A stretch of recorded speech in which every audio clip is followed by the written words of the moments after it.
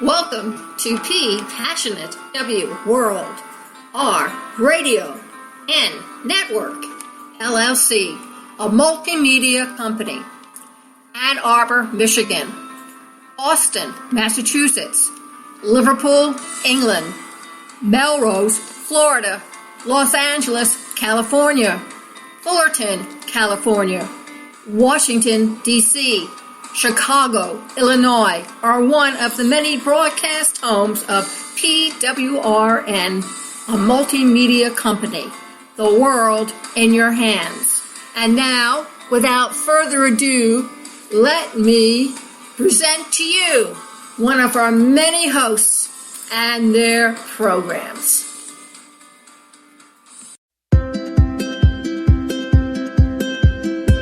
Welcome to the Energy Stoners Cafe. My name is Toni Quest, and I'm really happy that you're here.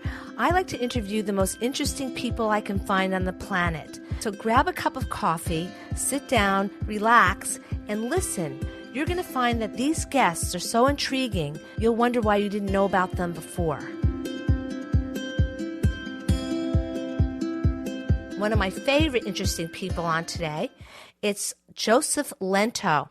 He's a music educator, and he's been awarded awards by presidents in the past. What I find particularly impressive about Joseph Lento is that he has programs that he continues to implement even at this point in his career.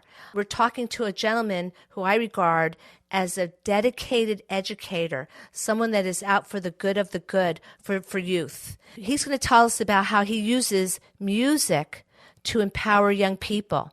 We've artists, all of us, whether we're performing artists or visual artists, we know firsthand the healing abilities of the arts.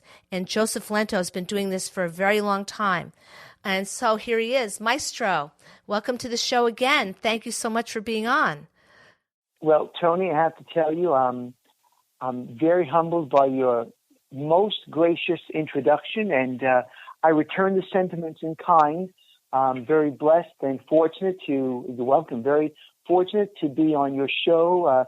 You're quite an influence to so many people and the work that you do, and you continue to do as well, and you inspire me. So thanks for having me on. Well, the feeling is mutual, Joseph, really, seriously.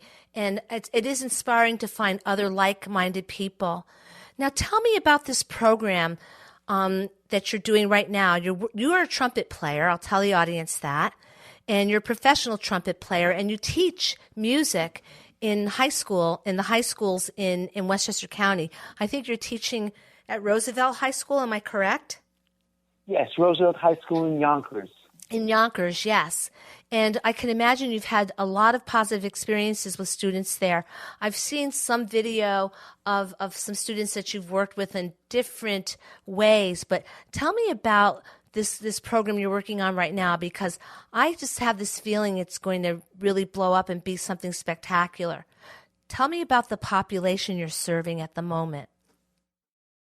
Again, thank you for the opportunity for me to share this program. I call it the Brass Comets music program. I'm about to retire from my current position, and as my retirement time was approaching, I said, well, what am I going to do next? Because I don't intend to stop working.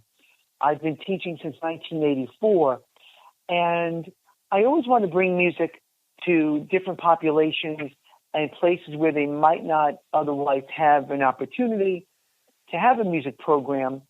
Maybe they can't afford a full-time music teacher. And there are certain communities that just don't consider it a high priority. And maybe even if they do consider it or would like to have it as a priority, again, they can't afford it. So I came up with something called the Brass Comets music program. And it features one instrument specifically, and that's the trumpet.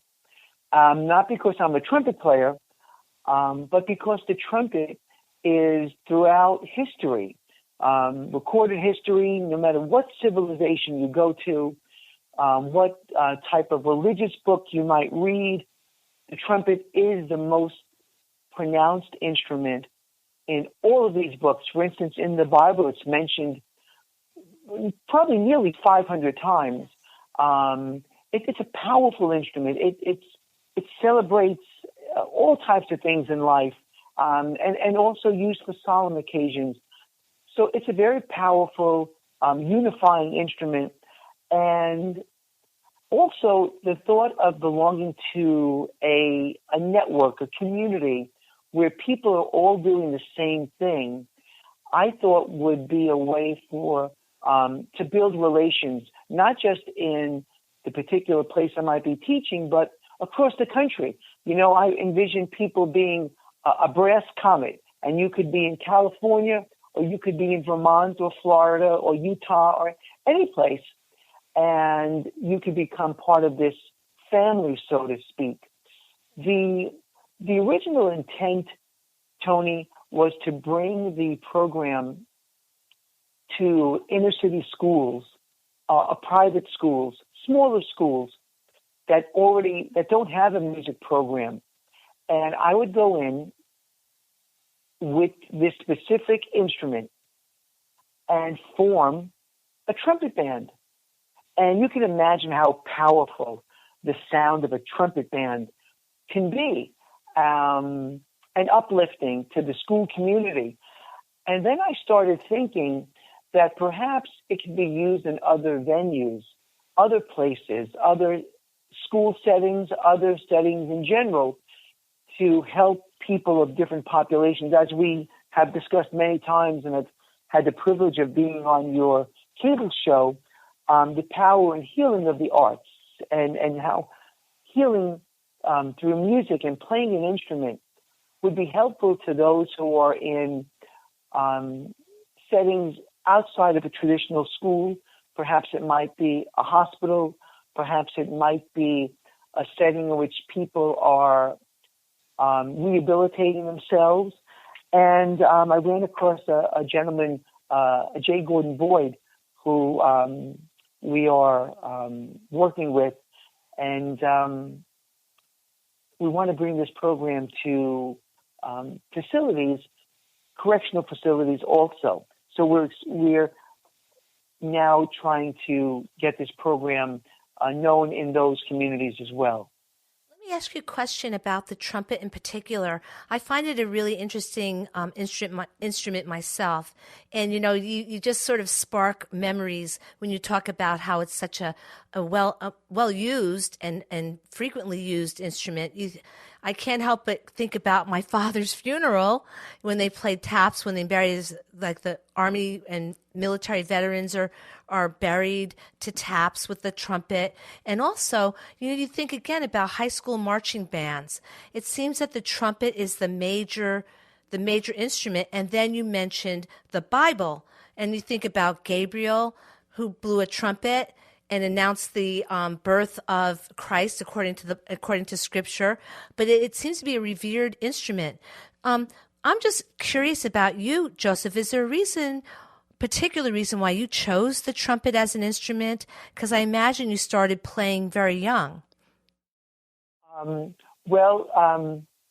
I chose the instrument because I saw Louis Armstrong on TV. Oh. And once I saw Louis Armstrong on TV, I was about 5 years old, and I said, I want to do that. And matter of fact, my living room is basically a shrine to Pops. I've got pictures and little statues and all types of books and things. He was no doubt, in my mind and the mind of so many other people, probably the most influential musician of the 20th century, and in many ways, probably the most influential entertainer of the 20th century. But that's, of course, another conversation. But I didn't start playing trumpet until I was 12, almost 13 years old. We were poor growing up, so we didn't have the opportunity. But fortunately, I had good grades in school, and in those days, the students who had good grades were always given an opportunity to play music. And in the junior high school, I had that opportunity, although I was rejected in the third grade by the music teacher. They had started a little music program, and he didn't choose me to play trumpet. So I don't know. He just came around the room and he asked people to do little things with their hands. And he asked me actually to imitate as if you were playing the valves of a trumpet. And I did. And he didn't hire me. He didn't select me. I'm not sure what kind of a, measurement tool that was, but certainly it wasn't accurate in my case. But anyway, I went about my business, and in the 6th grade, I was given a chance to play the trumpet. So I didn't get the traditional early start that a lot of other musicians got, but I'm very grateful that I got a start nonetheless. Yeah, starting is when you start. I wonder if there is really an official age for something like that. I know people have picked up violins at 40 and done fantastic job with them, So the trumpet in particular, okay, I think that it's from where I sit, I grew up playing piano, but the trumpet to me was always a very aggressive instrument because no matter who you are, you play, it's going to be loud, And I'm wondering if that has something to do with, perhaps it might have something to do with the effectiveness of this endeavor you're embarking upon, the Brass Comets. It's a loud instrument. Well, of course, the trumpet can be played, very softly as well. But by and large, most people know it as a very bold instrument, very bold and powerful, just like the tone of, the great Louis Armstrong. But it can be played subtly. But you're right, Toni. And you always ask such great questions. Always makes explaining these things for the audience very, very good. It's a powerful instrument. And along with that power comes a sense of pride and boldness and assertiveness that other instruments don't necessarily have. And when you're working with young people, you want to build their assertiveness in a positive way. But also the trumpet is a very intimidating instrument because it's very difficult to play. So it works both ways. It both can empower someone because of its bold possibilities, but it also will humble people because they'll say, wow, this is much harder than it looks, Maestro. It only has 3 valves, but it's so complicated. It's hard to get a sound out of it. For an amateur or a novice or someone that doesn't play, I've had a trumpet in my hand, not recently, and tried to blow, and I find it very difficult to get a sound out of it. Yes, it can be. And also, for some people, they might produce a sound very easily. It all depends. So, like when students ask me, well, what should I choose? Like in the program I run now, and I've been running these programs for 35 years, I teach all the band instruments. Because I'm a brass and woodwind specialist. So, and I tell them, choose the instrument based upon what you think you will enjoy. Let's worry about its difficulties later on because every instrument has its difficulties, and what might be easy for one student might prove more difficult for another, and one might start out having a problem and then become very good. One might start out seeming like they're going to have an easy time of it, and then it doesn't go the way that initial projection looks. So I just tell people, choose what you want because you think because you want to enjoy that instrument, and we'll work out the technical things as we go along. Tell me about the students you're working with, at the moment with the trumpet and with your program. As it turns out, I believe, and I'm pretty confident when I say this, I teach the only beginning band program in all of Westchester County in a high school. Most high schools in Westchester County, Rockland County, Long Island, they don't have beginning high school band programs because they start at an early age. Unfortunately, in the district I work in, we don't have that luxury of having a large music program in the primary grades and or the middle school grades. And so what I do is I want children to have that experience. So I fight really hard to keep this program going. And, I between the students and myself, we make it work. And the majority of my students are generally trumpet players. Most people gravitate toward the trumpet in my experience. So I have, out of the 178 students on my roster, I have nearly 50 who've chosen the trumpet. Nearly 50 have chosen the trumpet. That's a third of the students. That's a lot of students. That's a big percentage as well. Yes. What do you do to get them involved? Like, do you play music for them? Is there a kind of music that they tend to be interested in? I mean, I'm just curious about that because I'm just trying to imagine. I remember I played classical piano and I was pretty good, but that wasn't really the music I was really interested in. It was the music that my grandmother told me to play. So I'm wondering, is there a certain style of music besides like what most people, when you think of high school, you think of the marching band, that comes out on the field at halftime at the football game? So one of the things that I always talk about, and one of the things with this Brass Comets program that I really think I'll have a lot more flexibility to do in my post-public service teaching career is to really continue to talk about why we're doing it. And the types of music should not necessarily be the motivator, but what the outcome for the student will be by virtue of playing the instrument. So I try to get them interested in the idea of playing, not so much by trying to get them interested in a particular type of music, but get them interested in themselves and understanding that this process, no matter what music we wind up playing, it's a process that using through the instrument, through the power of music, they will become more community-minded. They will become much more focused. They will become more cognizant of their own behavior and that of others. They'll be able to reason better. So I don't necessarily try to get students interested based on music, but based on what playing the instrument will do for their development as a person and in those many different areas.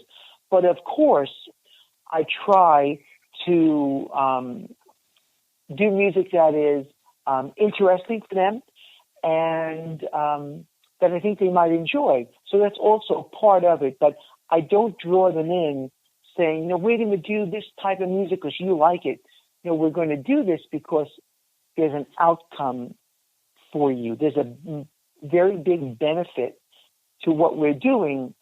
And music is part of it, but all those other things I mentioned are the real reasons we do this, and that I really will be able to emphasize in the Brass Comets program, which if I bring it to a rehabilitation facility or people who might be serving a sentence for something they may have done. Incarcerated, you're saying? Yeah, sure, the incarcerated population, they'll be able to use music to really help them focus and feel good about themselves and release a lot of the thoughts they might have in a positive way, redirect their energy, redirect their focus, and use music as a real tool of rehabilitation, and specifically the trumpet. Because if, let's say, I'm working with an incarcerated population here in New York, and then perhaps maybe one with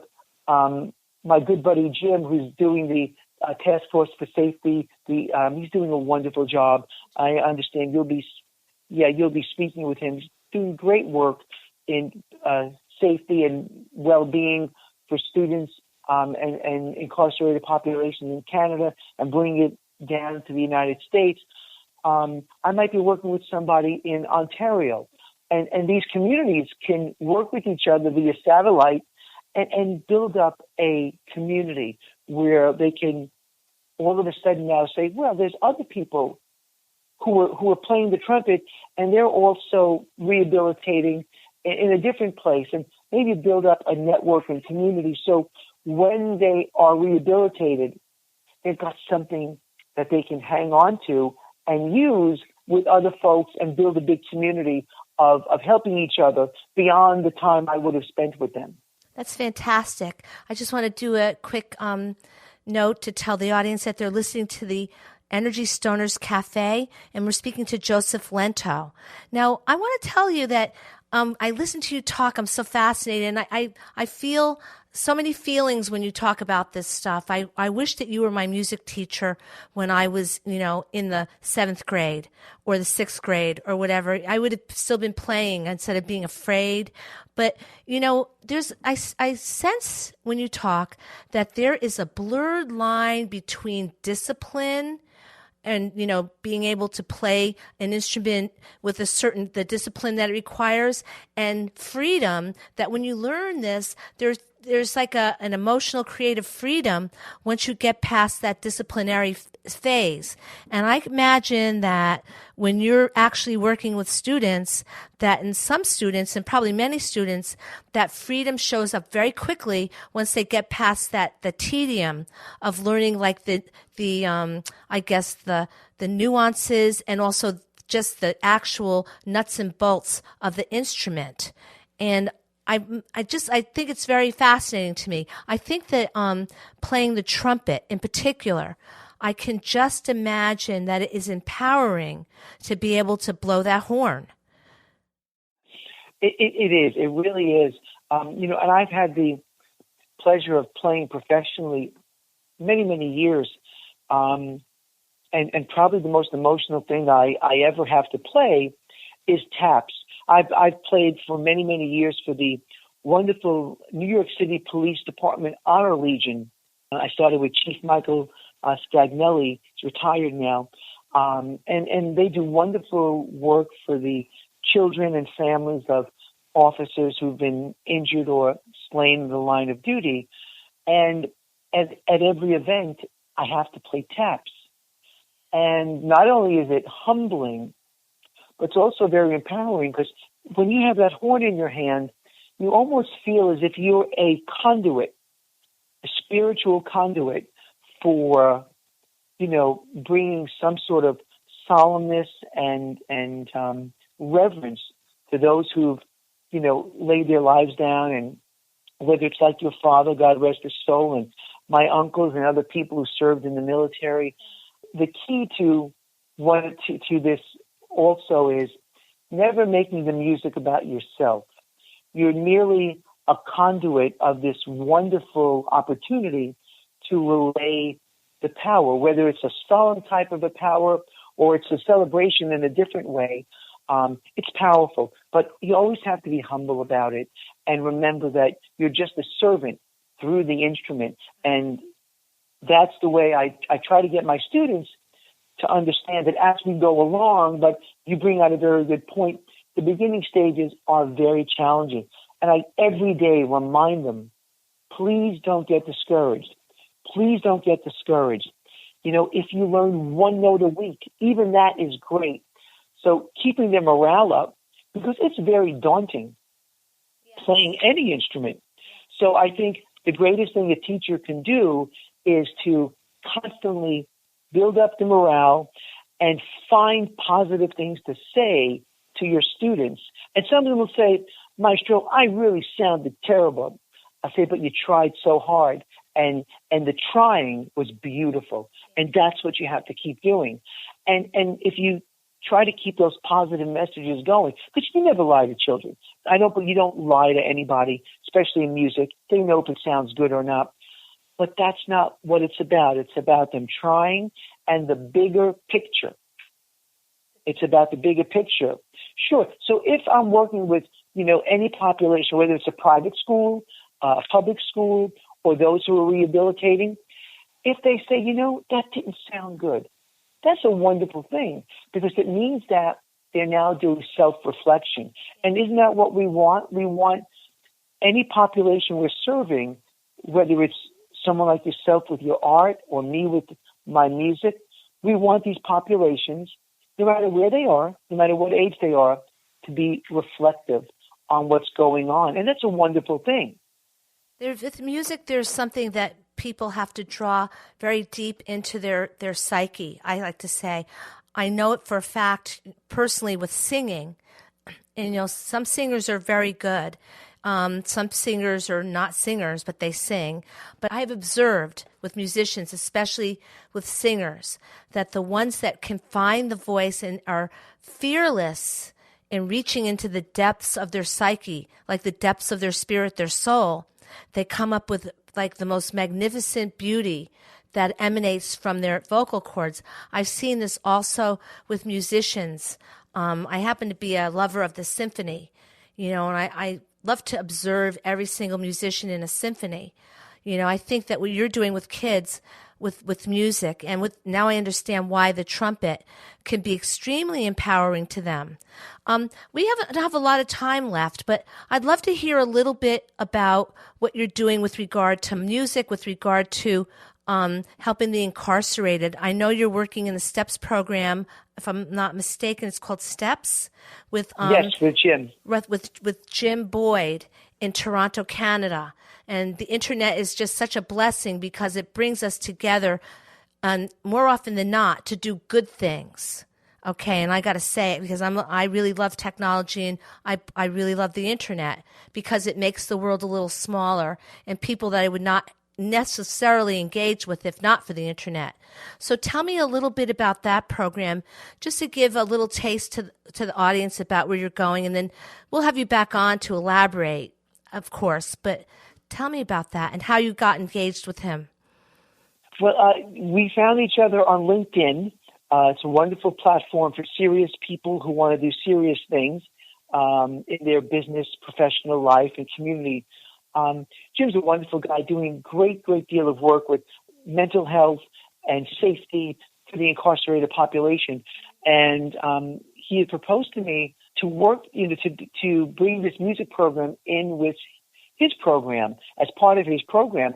And I said, it wasn't the original intention, but education is education. And my message is my message, whether I'd be working with an incarcerated population or students in a public or private school. The message is empowerment. The message is to get people to think more clearly, and that's what music does.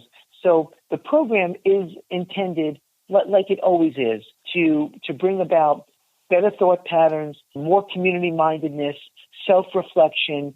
And so Jim and I, and mostly Jim, he's doing great work.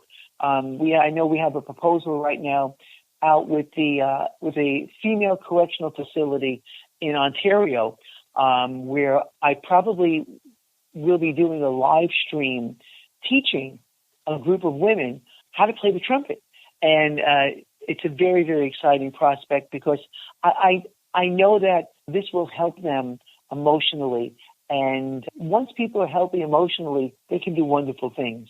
Yeah, I agree with that. Definitely. And, I've seen it myself with the arts and with my self-actualizing portraiture, which I've talked to both of you about, and working with the incarcerated with that.